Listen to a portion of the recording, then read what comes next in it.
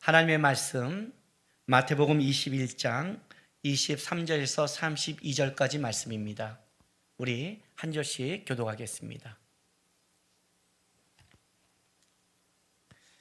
예수께서 성전에 들어가사 가르치실 때 대제사장들과 백성들의 장로들이 나와 이르되 내가 무슨 권위로 이런 일을 하느냐 또 누가 이 권위를 주었느냐.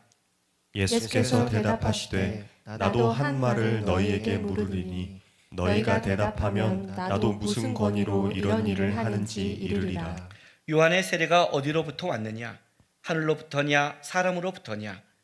그들이 서로 의논하여 이르되 만일 하늘로부터라 하면 어찌하여 그를 믿지 아니하냐 할 것이요 만일 사람으로부터라 하면 모든 사람이 요한을 선지자로 여기니 백성이 무섭다 하여. 예수께서 대답하여 이르되 우리가 알지 못하노라 하니 예수께서 이르시되 나도 무슨 권위로 이런 일을 하는지 너희에게 이르지 아니하리라. 그러나 너희 생각에는 어떠하냐?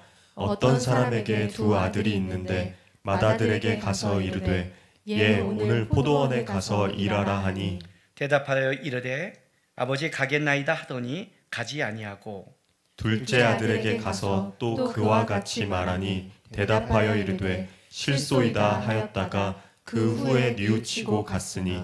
그 둘 중에 누가 아버지의 뜻대로 하였느냐 이르되 둘째 아들이니이다.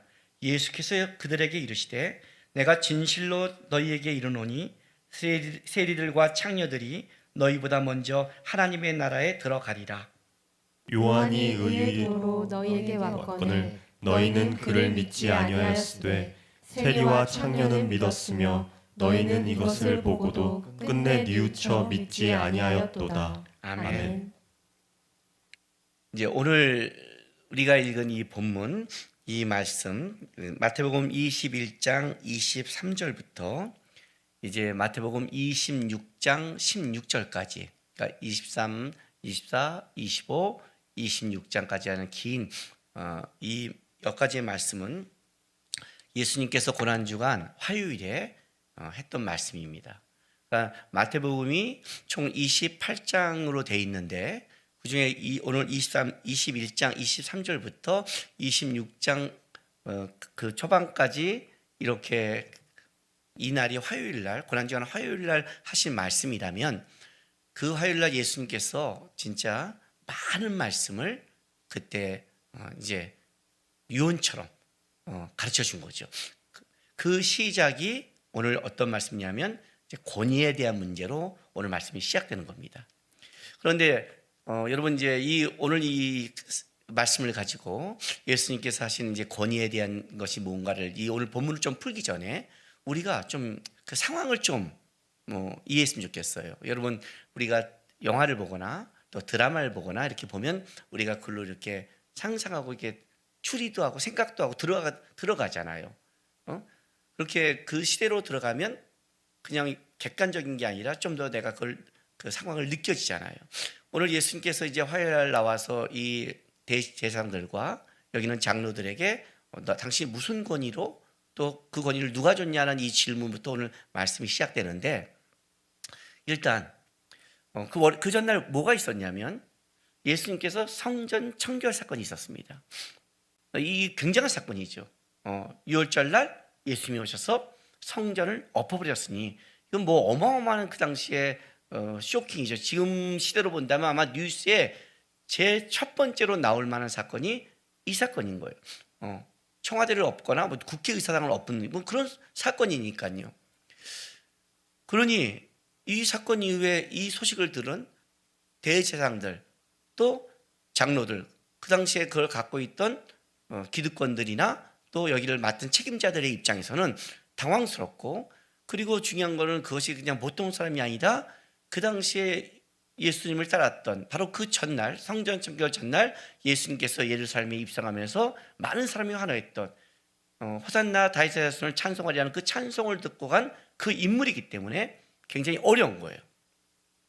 그냥 얘기하기도 어렵고 왜냐하면 그러기에는 너무나 많은 사람이 따르고 근데 그 사람이 자기들의 가장 근거가 되는 것을 엎어버렸기 때문에 이제 싸움이 시작되는 거죠. 너가 무슨 근거로? 근거 싸움에 들어간 거예요. 그런데 이제 그거는 이제 대제사장과 장로들의 입장이고, 그걸 따라가는 제자들은 여기서 또 하나의 모습을 보고 있는 거예요.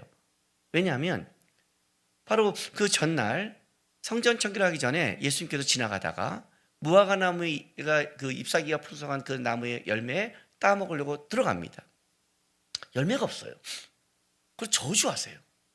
그리고 가서 성전 청결하십니다. 제자들은 아마 그 월요일 날 이게 이해하지 못하는 상황과 아마 그 심장이 덜컹덜컹했을 것 같아요.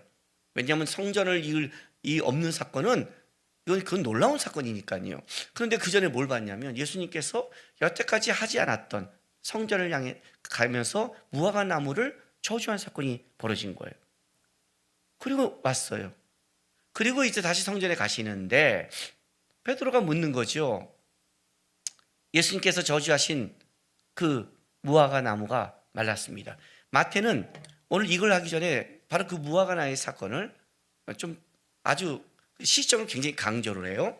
바로 21장 19절 20절을 보면 이렇게 말씀하세요. 길가에서 한 무화과 나무를 보시고 그리로 가사 잎사귀밖에 안 되는 것, 잎사귀밖에 아무것도 찾지 못하시고 나무에게 이르시되 이제부터 영원토록 내가 열매를 맺지 못하리라 하시니 무화과 나무가 곧 마른지라. 제자들이 보고 이상히 여기 이르시되 무화과 나무가 어찌하여 곧 말랐나이까. 곧을 강조하죠. 예수님이 말씀하자마자 곧 마르기 시작했다는 것을 강조하는 거예요. 그리고 제자들이 어찌하여 곧 말랐습니까? 이렇게 말해요. 그러니까 사실은 우리가 마가복음의 기록을 보지 않았다면 이게 그 다음날 사건이라는 것이 아니라 그날 한 번에 일어나는 사건으로 생각할 수 있는 거예요. 근데 이제 마태는 그게 어느 날 일어났다가 중요한 시간이 중요한 게 아니라 이 무화과 나무의 성전 청결과 그 다음에 무화과가 곧 마른 사건 그리고 성전 건의 사건을 이렇게 얘기함으로 이것이 같은 맥락에 있는 사건을 얘기하는 거예요. 그렇다면 이제 제자들은 이런 거죠. 성전을 청결하고 예수님께서 말씀하신 무화과 나무가 곧 마른 거를 느낀 거예요. 다시 마가복음으로 간다면 이런 거죠. 예수님, 어저께 말씀하신 무화과 나무가 말랐습니다. 그때 예수님이 말하잖아요. 하나님을 믿어라 하고 이제 설명을 쭉 했어요. 그리고 이제 성전에 들어갔어요. 그랬더니 대제사장과 장로들이 너가 무슨 권위로 여기를 이렇게 했니라고 질문을 하는 거예요. 근데 제자들은 느낌이 다르죠. 왜? 단순하게 성전 청결 사건이 아니라 예수님께서 무화과 나무를 마르게 하는 믿음이 없는 자의 마름에 대한 그거를 시청각으로 보고 성전에 들어간 거죠. 그 사건 속에 이제 권위가 나오는 거예요. 권위의 문제가. 제자들이 보고 따라오는 것. 그리고 대제사장들이 장로들이 보고 따라온 각자 다른 환경과 또 이해관계 속에서 보고 성전에 거신 예수님 앞에서 질문에 들어가기 시작한 거예요. 사실 우리의 신앙생활이 그런 것 같아요. 우리는 하나님 앞에서 예배하고 말씀을 듣고 따라가고 또 하나님의 말씀을 유일한 진리요 권위로 믿고 따라가지만 우리가 이 말씀을 똑같이 선포되고 듣는다 해도 여러분의 삶의 반응은 다르게 나와요. 그건 무슨 말이냐면 내 삶의 정황과 상황, 이해관계, 내가 추구하는 것 여기에 모든 이 복잡한 가운데 예수님이 중심에 있는 거예요. 그럼 어떻게 이 사건을 받아들이냐 이 문제죠. 여기에 묻는 거예요. 너가 무슨 권위로? 자, 제사장들과 장로들이 묻는 겁니다. 너가 무슨 권위로 성전을 청했고 누가 그 권위를 주었는가? 라는 이제 갖고 질문에 들어간 겁니다. 이 근거가 이거죠. 이제 무슨 권위로 그런다면 이거죠. 너희가 자격이 뭐니예요. 자격이 있어? 어떤 자격으로 해? 그리고 만약에 너가 그 자격 조건이 없다면 누가 너에게 그 자격을 줬어? 제가 그 청년부 때 이제 저도 이제 그 모교에서 이제 청년 생활을 하고 있을 때 그때 한번 이제 그 청년부 중에서 제가 이제 선배 위치가 됐어요. 선배고 나이도 이제 선배가 되고 또 저는 매주 금요일마다 가서 영락기도원의 의동에 있는 거기 기도원에 가서 철야기도도 하고 성경도 많이 읽고 또 후배들을 말씀으로 가르치기도 하고 열심히 봉사도 해서 이제 나름 말씀과 신앙의 선배 위치에 올라갔을 때였어요. 근데 이제 그때 제가 청년부 때 다닐 때는 또 뭐가 있었냐면 교회 안에 사회 데모하는 그 청년들도 꽤 있었어요. 왜냐하면 이제 제가 한 그 당시가 1981년도에 제가 고등학교를 졸업하면서 전두환 씨가 이제 대통령을 하면서 이제 막 그런 시대를 막 지나가고 있었다니까, 그다음 노태우 대통령이니까 막 사회가 혼란할 때였어요. 그러니까 막 교회에 데모하는 사람들이 와서 청년들을 교육시켜서 이렇게 하는 그런 뒤에 막 교회 안에 부닥치고 있는 그 와중에 저는 그래도 나름 말씀과 기도, 신앙 쪽에 한 라인의 선배의 위치를 가지고 있을 때예요. 그렇지만 이제 이 운동권 애들은 제가 싫은 거죠. 항상 기도만 하면 다 돼? 이제 이런 말을 들을 때인데, 그때 성탄절이 돼서 선물 교환을 잔치를 이제 하는데 그 전에 예배를 좀 드리고 이제 선물 교환과 청년부 이렇게 이제 친목 교제를 하는 시간이 이제 2부 때 준비되어 있는 거예요.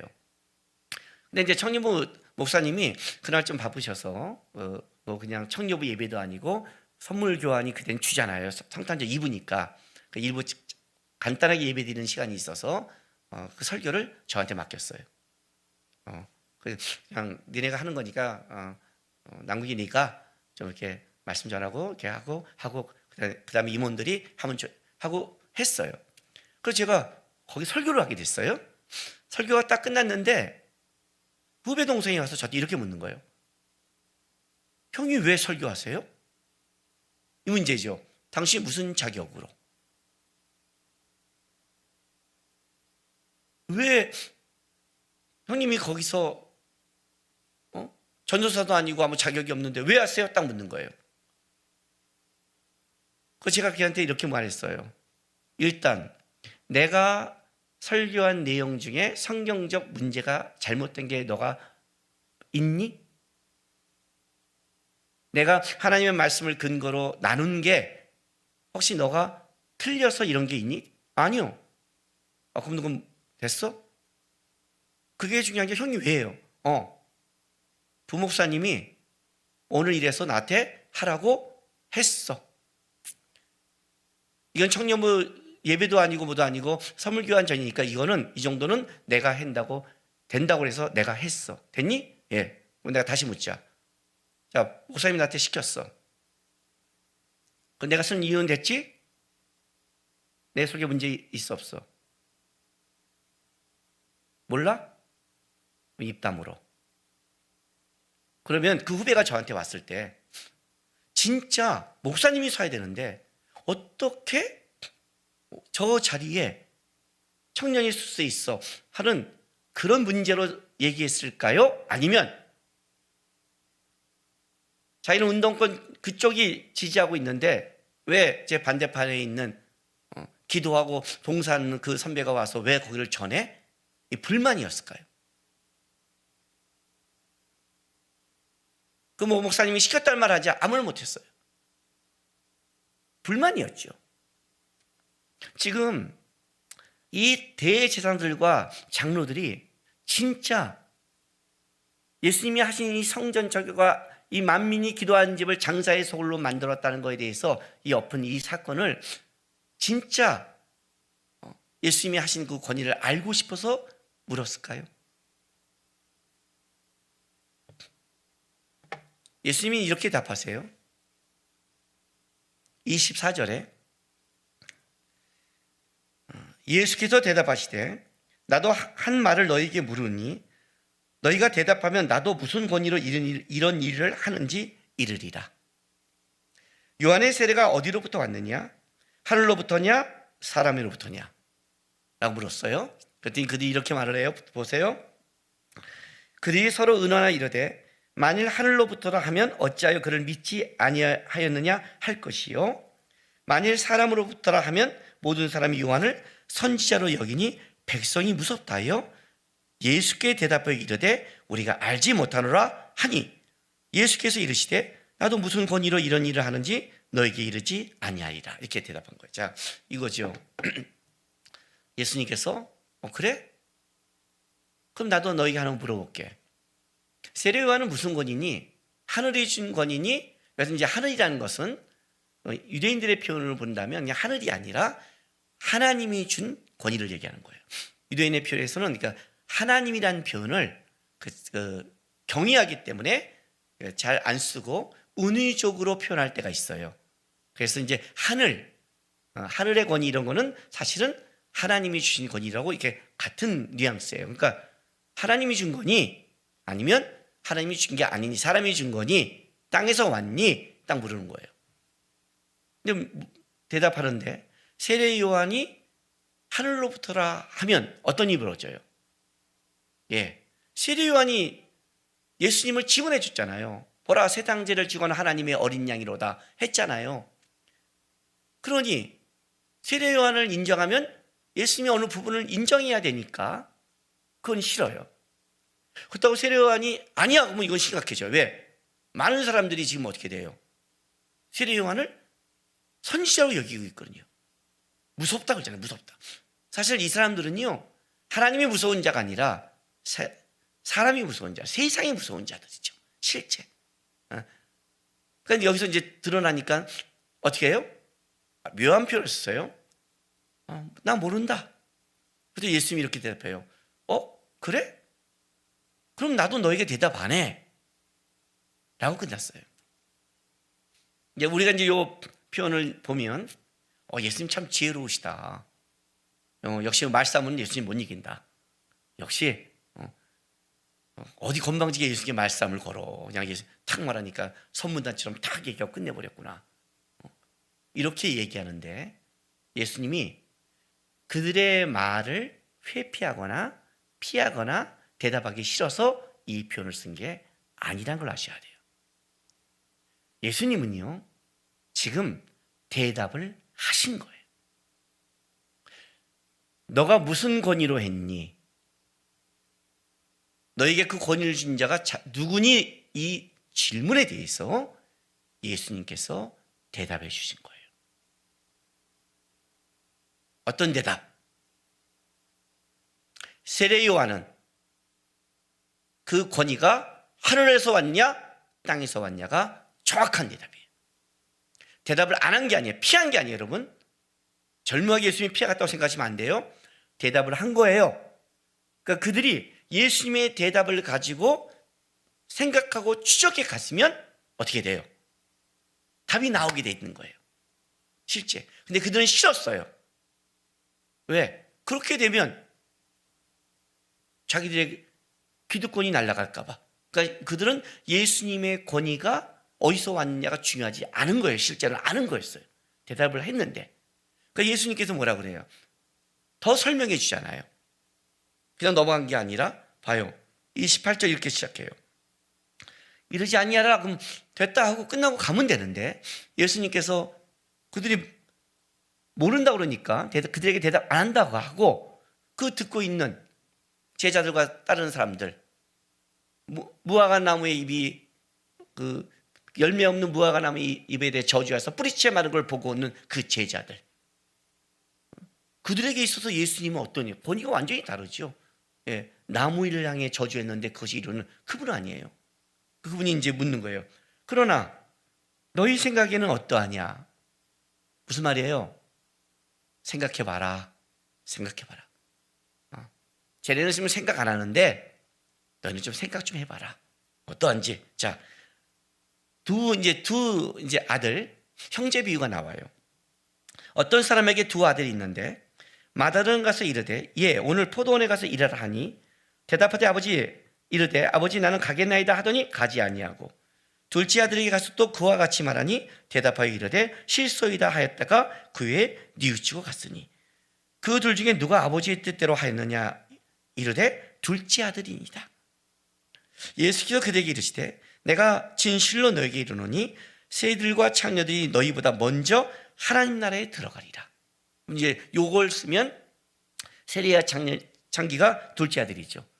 하나님 앞에 잘 살지도 못하고 반항하고 살다가 어떻게 돼요?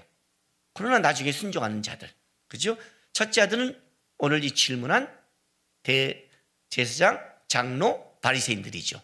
그들은 항상 하나님의 말씀을 따르고 순종하고 성전에서 뭘 하고 종교적인 행위를 하고 있지만 겉모습은 네 하지만 예배를 드릴 때는 아멘, 설교를 듣도 아멘, 성경을 봐도 아멘, 큐티에도 아멘, 그 앞에서는 아멘 하지만 실제 삶에서는 노.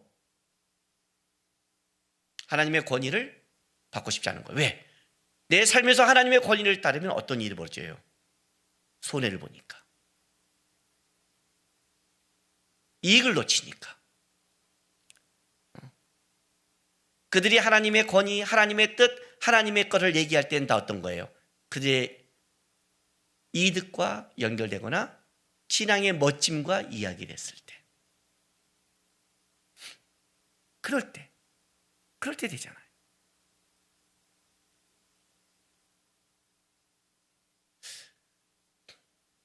교회에서나 노예에서나 이 속에서 우리가 어떤 거를 얘기할 때 법을 지키는 것은 굉장히 중요해요. 그런데 법이요 하고 끝나면 안 돼요. 왜 그런지 알아요? 우리는 그냥 외치고 옳고 그름으로 끝난 존재가 아니라 하나님한테 만들어 가야 되는 거예요. 내가 거기에 대한 책임을 질 각오를 해야 되는 거예요. 신앙생활은. 이들에게 있어서 지금 예수님께 나와서 당신이 무슨 권위로 누가 줬냐, 이 말은 실제 그 권위를 알고 예수님의 권위를 인정하게 되면 내가 따르겠다는 의미가 아니라 너 때문에 내가 손해를 봤다는 거예요. 너 때문에 불편한 거예요. 그 얘기를 한 거예요. 실제로는요. 예수님이 이 비유를 드는 거예요. 그 결론을 이렇게 내리잖아요. 자, 32절 보세요. 요한이 의의 도로 너희에게 왔거늘 너희는 그를 믿지 아니하였을 때 세리와 창기는 믿었으며 너희는 이것을 보고도 끝내 뉘우쳐 믿지 아니하였도다. 다시 요한의 얘기가 나와요. 자, 그럼 보자. 요한이 왔을 때 어떻게 했느냐? 응? 누가 믿었니? 너희가 믿었니? 지금 예수님이 대답을 하신 거예요. 진짜 예수님이 대답을 하셨는데, 예수님의 대답을 니네가 진짜 진리를 알고 싶다면, 진짜 이 권위가 어디서 왔다는 걸 알고 싶다면 너희가 요한이 한 말을 생각하고 따라가면 알 거 아니에요.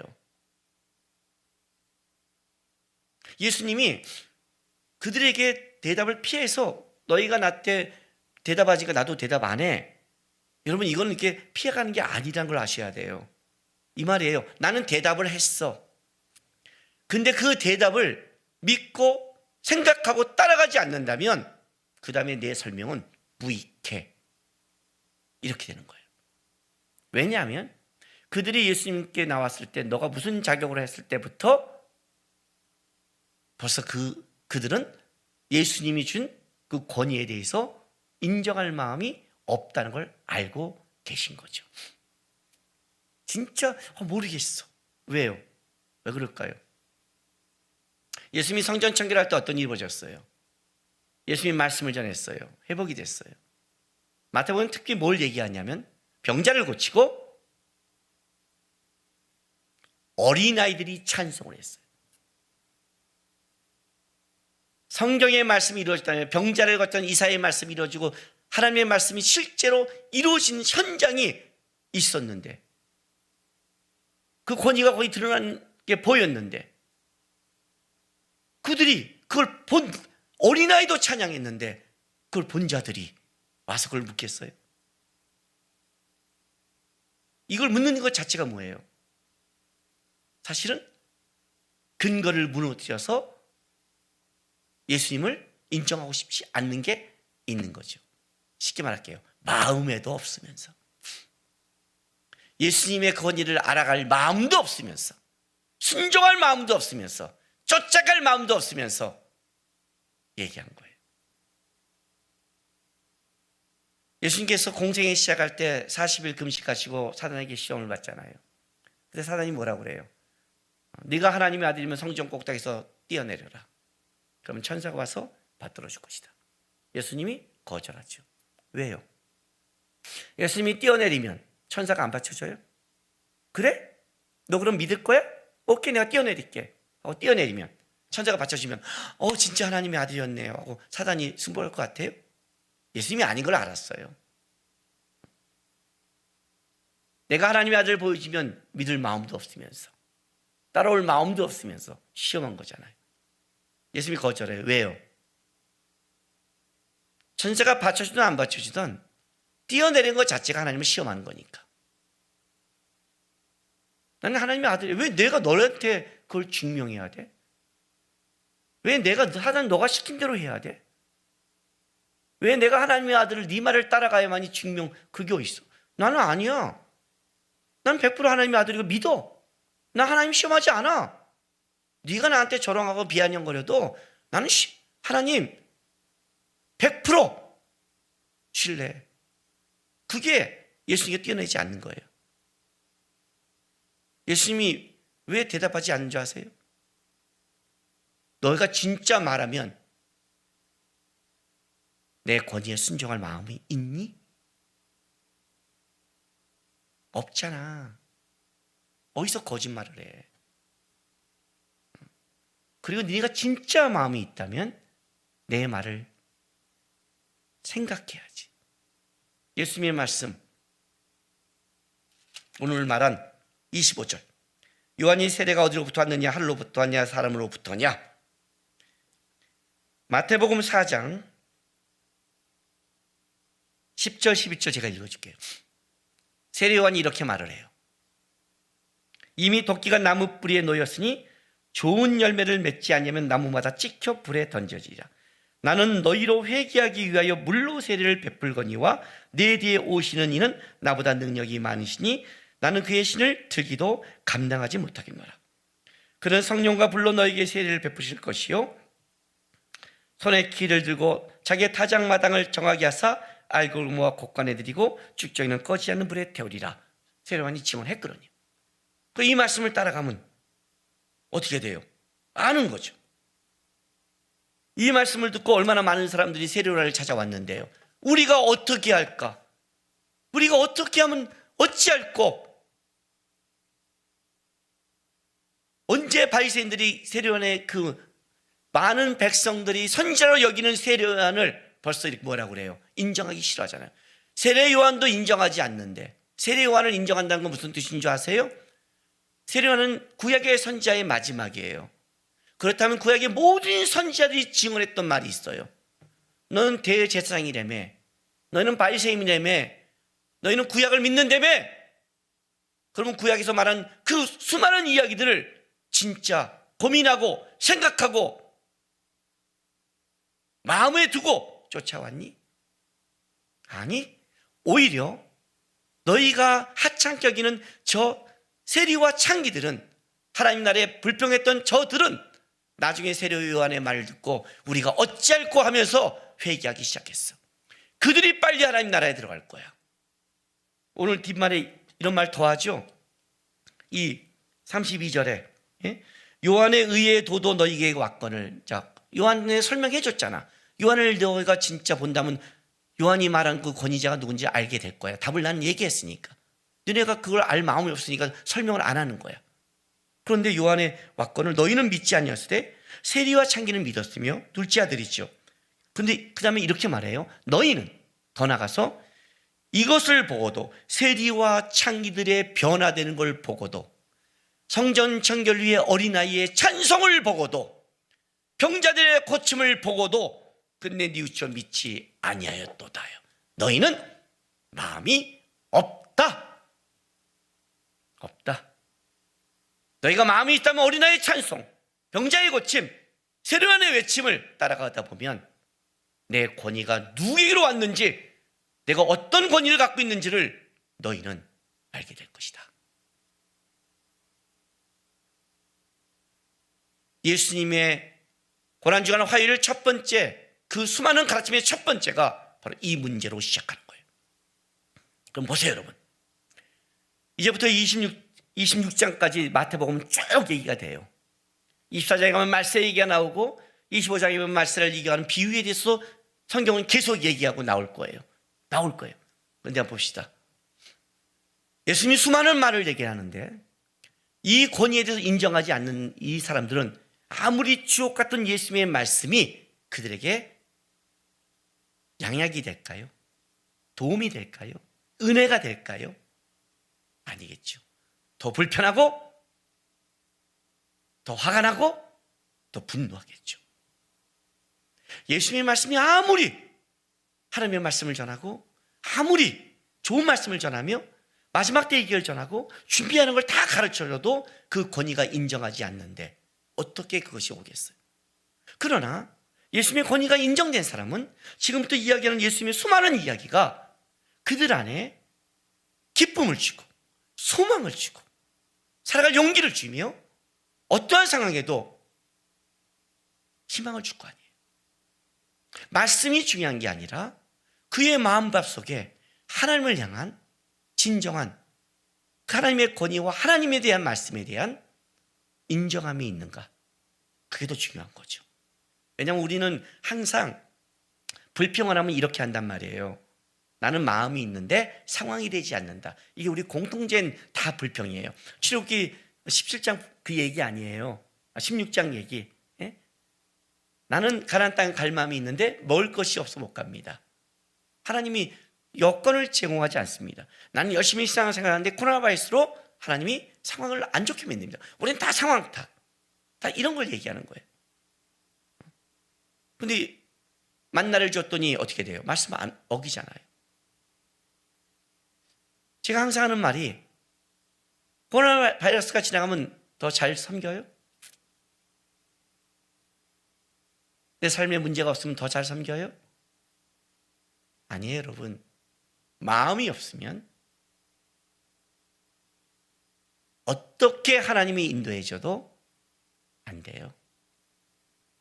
돈을 주면 더 타락하고 돈을 안 주면 더 불평하고 건강을 주면 더 미친 듯이 세상을 나가고 건강을 안 주면 더 하나님을 원망하고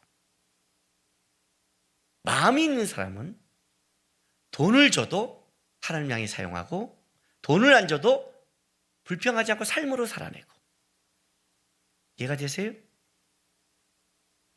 진짜 내 인생 속에 하나님이 나를 끌어간다는 하나님의 권위를 인정하고 계십니까?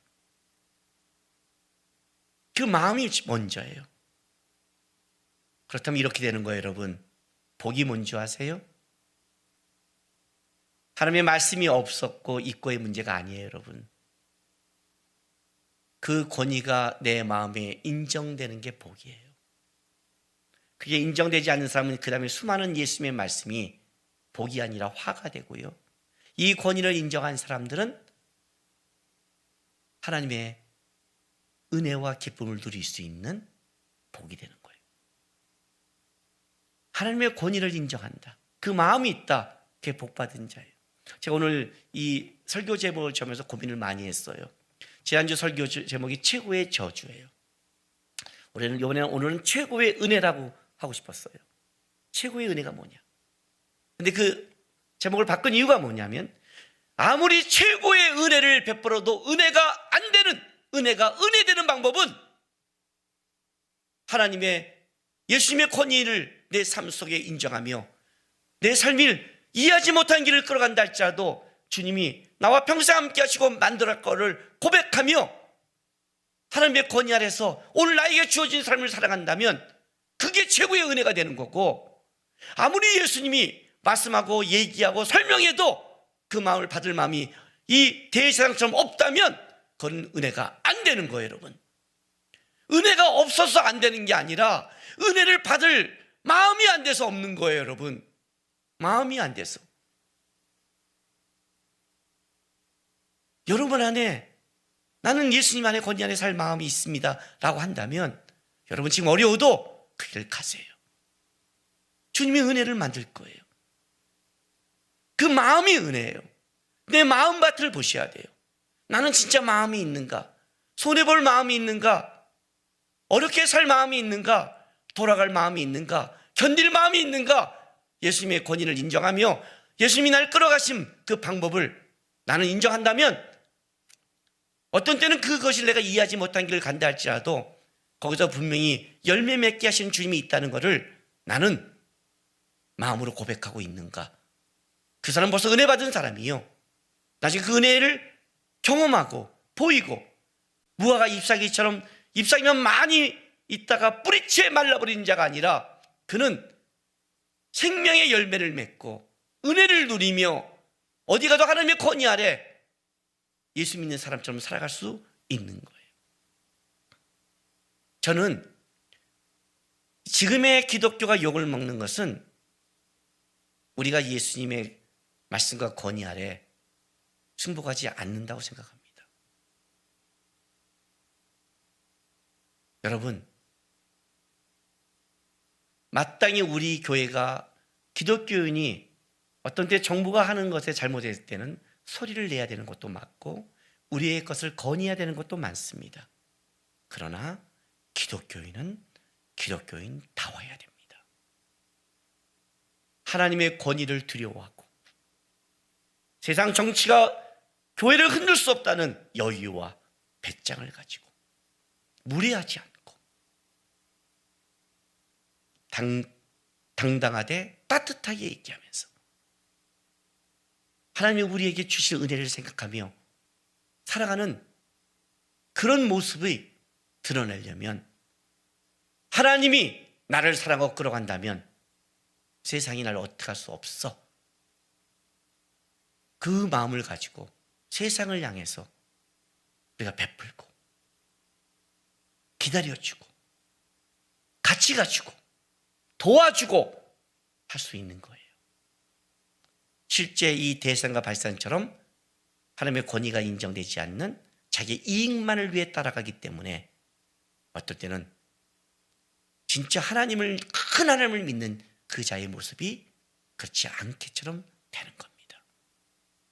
다시 한번 점검합시다, 여러분. 나는 어려워도 힘들어도 이해하지 못한 길을 가도 하나님 나를 지키시오. 나는 하나님의 권위 안에 있는 자녀야. 나는 주님 앞에 바라보면서 주님을 배우고 따라갈 거야. 그럴 마음이 있는지, 아니면 마음은 없으면서 잎사귀만 무성한 무화과 나무처럼 겉모습의 신앙생활로 속은 흔들리고 있는 그런 자인지 점검하고, 다시 이 시대의 권위자시고 이 시대를 끌어가시는 만왕의 왕 하나님 앞에 무릎 꿇고 기도하면서 세상과 다른 모습으로 우리가 이 시대를 견디며 이겨내는 멋진 그리스도인이 되시기를 주님의 이름으로 바랍니다. 기도하겠습니다. 이 시간 우리 다 같이 기도했으면 좋겠습니다. 하나님, 마음을 주십시오. 제 마음밭을 보게 도와주십시오. 혹시 상대가 나에게 실수하고 잘못했다 할지라도 내 안목에 그것이 틀려 보일지라도 세상 사람처럼 이렇게 너 무슨 권위를 줬어? 자격이 있어? 이렇게 묻는 자가 아니라 진짜 그를 찾아가고 하나님의 마음으로 닮아갈 수 있는, 하나님의 마음으로 보고 하나님의 마음으로 보여줄 수 있는, 나는 그런 마음이 진짜 하나님 앞에 있는지 아니면 내 마음이 급한지 하나님 보기에 도와주시고 주님의 마음을 배워가는, 주의 권위 안에 살아가는 그리스도인 되게 도와달라고 이 시간 다 같이 우리 기도하면서 나가겠습니다. 기도하겠습니다. 거룩하신 우리 아버지 하나님, 감사합니다.